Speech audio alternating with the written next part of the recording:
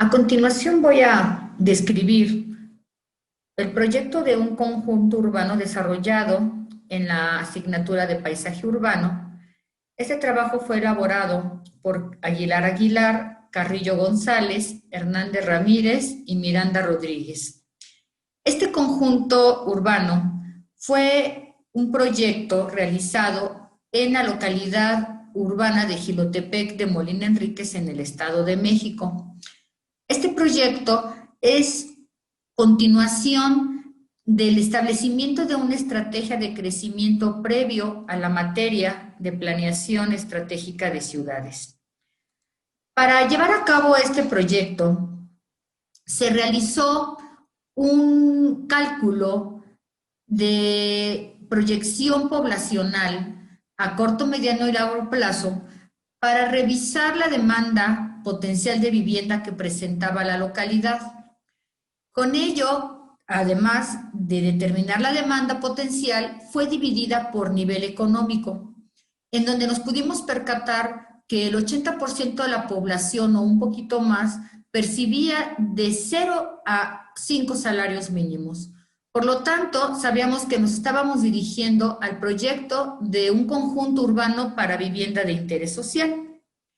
Además, este cálculo nos permitió también revisar la reserva territorial que necesitábamos y verificar la disponibilidad de territorio que podía ser apto para poderlo desarrollar. Posteriormente, se revisó la posible área de expansión urbana para poder, mediante un predimensionamiento a partir del establecimiento de un barrio que va de 5,000 a 10,000 habitantes, poder identificar el número de viviendas que se iban a necesitar para poder calcular el número de lotes por vivienda y el área de donación que de acuerdo al reglamento del libro quinto nos establece en orden de 18 metros cuadrados por vivienda prevista para un área de donación, tanto para equipamiento municipal como regional. Posteriormente, se le incrementó el 20% de vialidad para obtener un área previa para poder ubicar el predio en dicha localidad. Ya localizado el predio, se prosiguió a su diseño dentro de los principios que debe de establecer una lotificación, planteando de que debemos de tener calles de secciones de 12 metros, de 9 de arroyo y de 1,5 metros por cada lado de banqueta, una longitud de manzanas no mayor a 180 metros, estableciendo que las intersecciones de vialidad secundaria con vialidad local debe de ser a 90 grados, los frentes, digamos la dimensión de los lotes debe de ser 2:1 con el frente mínimo hacia el frente de la calle para la eficiencia de las redes de infraestructura y establecer que el área de donación destinada a lo que es a partir de 1,000 casas, a un jardín de niños, a una primaria, tener un parque de barrio, un comercio de primera necesidad o también denominada parque de barrio, y que además esta área sea equidistante respecto a todas las posiciones o localizaciones de los lotes del proyecto. Esto aunado a que todos los lotes periféricos están sobre una vialidad secundaria a la cual la vamos a denominar corredor urbano de baja intensidad y que van a ser lotes de uso mixto. Este plano que estamos viendo precisamente es el principio de lo que se establece dentro de lo solicitado para poder autorizar un proyecto de estas características en el que se denomina plano de uso de suelo. Este plano lo que debe de contener, una vez aprobado y resuelto el proyecto y el diseño de la lotificación con todos los requerimientos, es establecer sus claves y sus usos de suelo. Estas claves básicamente están divididas en claves habitacionales de tipo unifamiliar, de tipo mixto, que son las amarillas, Y las claves de equipamiento, que está el equipamiento de educación y cultura para una primaria, para un jardín de niños, un equipamiento de recreación y deporte, que es el parque, las áreas deportivas, juegos infantiles, y un área de comercio que va a ser locales destinados a únicamente primera necesidad. Este plano, además de establecer las claves, se debe normar cada una de las claves y calcular el equipamiento de acuerdo a la población de proyecto. En estas normas se establece las alturas permitidas, niveles, en el caso de los usos habitacionales, el número de viviendas permitido máximo por lote, las restricciones, los cajones de estacionamiento requeridos, el coeficiente de ocupación del suelo y la intensidad máxima de construcción. En la clave habitacional mixta, que es la naranja, se deberá de colocar los giros comerciales permitidos que se van a sustentar en bienes primarios y bienes semiespecializados. En la parte de equipamiento, pues se debe de colocar los cajones, el número de VS requeridas, los metros cuadrados de predio mínimo, los metros cuadrados construidos mínimos, además de la altura y los niveles permitidos, así como su coeficiente de ocupación y su intensidad máxima de construcción.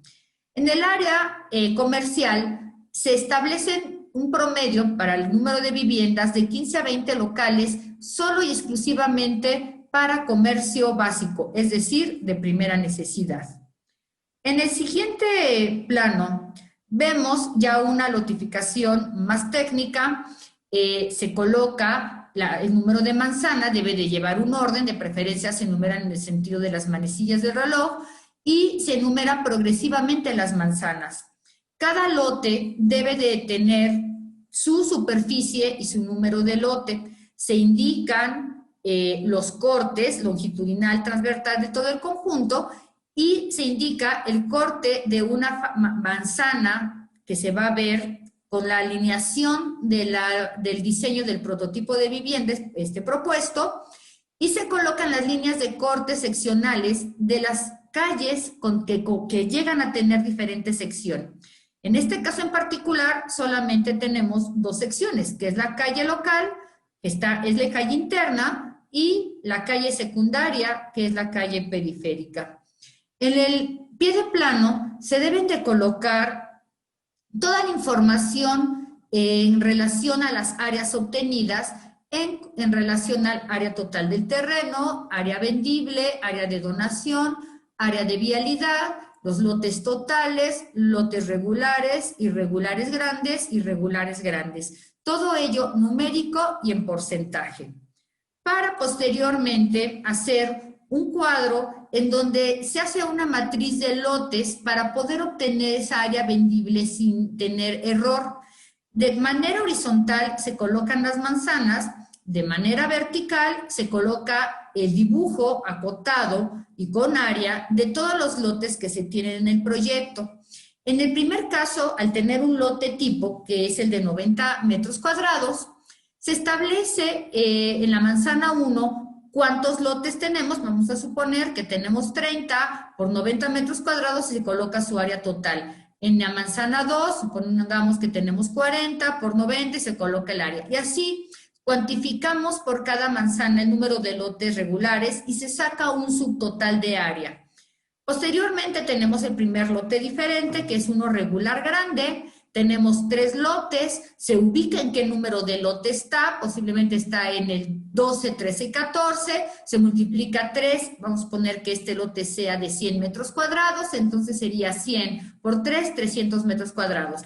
Y así llenamos la matriz hasta poder obtener al final de la tabla una sumatoria total que nos va a determinar la corroboración del número de lotes y el total del área vendible, que es la que vamos a tener que ubicar en el pie de plano. Ya terminado el cuadro, necesitamos realizar nuestros diseños de prototipo de vivienda para realizar nuestros cortes. Estos cortes nos van a permitir verificar si es que existe algún tipo de movimiento de tierra para el terraceo o para verificar las pendientes en calles si es necesario. Y además, para verificar cómo se estaría viendo ya parte de esta imagen urbana que se quiere propiciar al conjunto urbano. Entonces aquí vemos el diseño del prototipo de vivienda, que debe de contener por lo menos en la planta baja un medio baño, que es su área de servicio, un cubo de escalera. Tenemos que tener un área social, sala, comedor, cocina y una pequeña área de servicio.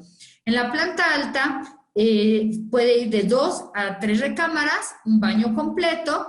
Lo que sí es importante es que todo debe de tener ventilación directa e iluminación según reglamento.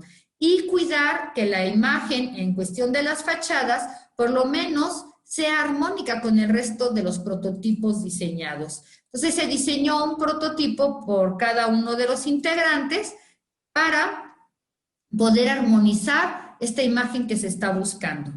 Posteriormente se llega a la parte técnica, se establece un criterio de redes, empezando por un criterio de red de agua potable. Se hace un cálculo de los gastos de diseño, de la demanda de agua, de acuerdo a la población del proyecto, y se calcula la capacidad del tanque elevado. Se diseña la red, se coloca el tanque elevado, se coloca una línea de alimentación, su circuito principal y los circuitos secundarios.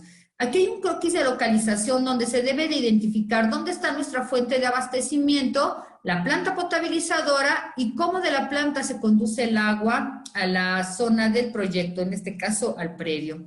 Se coloca el detalle y diseño del tanque elevado, de los detalles, en este caso de la capacidad de la cisterna, del tipo de válvula de seccionamiento y de la cisterna y de una planta potabilizadora. Posteriormente, se hace o se lleva a cabo el criterio del diseño de la red de drenaje. Para ello, lo primero que se hace es identificar la pendiente para ver hacia dónde tenemos que dirigir los ramales de agua. Para ello, nos vamos a un croquis de localización para identificar dónde están los colectores municipales, las descargas, para poder ubicar el pozo colector que nos va a recabar todo el agua de la red de atarjeas del proyecto. Entonces, se trazan las líneas abiertas dirigidas en pendientes que pueden ir del 1, 2 hasta el 3% máximo para poderlas conducir a ese pozo colector, de tal suerte que cada pozo de visita debe estar calculado de acuerdo a la pendiente para llegar a este pozo colector, que es el que va a conducir todo el agua al colector municipal. Se colocan los gastos de diseño establecidos para un criterio de red de drenaje, un detalle de pozo de visita y una planta de tratamiento de tipo secundario, de preferencia de tipo aerobio, de tratamiento biológico. El siguiente es el drenaje pluvial, en donde se hace un cálculo de la cantidad de agua que puede ser captada a partir solo de calles. Entonces se hace una ubicación de las bocas de tormenta, se vuelve a hacer el trazo de la red, el pozo colector se ubica ahora cerca del área de donación, donde vamos a ubicar una planta de tratamiento primario y una cisterna de almacenamiento que nos va a servir para el riego de todos los espacios públicos, sobre todo la parte central, que es donde está el parque. También se calculan las profundidades de los pozos de visita con rangos de pendiente que va del 1, 2 y 3%. Se colocan los detalles de los pozos de visita de la cisterna y se tiene que generar, en este caso, una planta de tratamiento de proceso primario. Y finalmente, se hace un criterio de distribución de luminarias en donde se selecciona y se diseña el tipo de poste. Se colocan de 3 tipos con patrones verticales de distribución, que dependiendo de esa altura es el espaciamiento. Se determinan 3 porque una va a ser de larga distribución para vialidad secundaria, de mediana distribución para vialidades locales y de corta distribución para lo que va a ser nuestra área de donación. Ya hecho el cálculo, se distribuyen garantizando la uniformidad de la iluminación en el conjunto.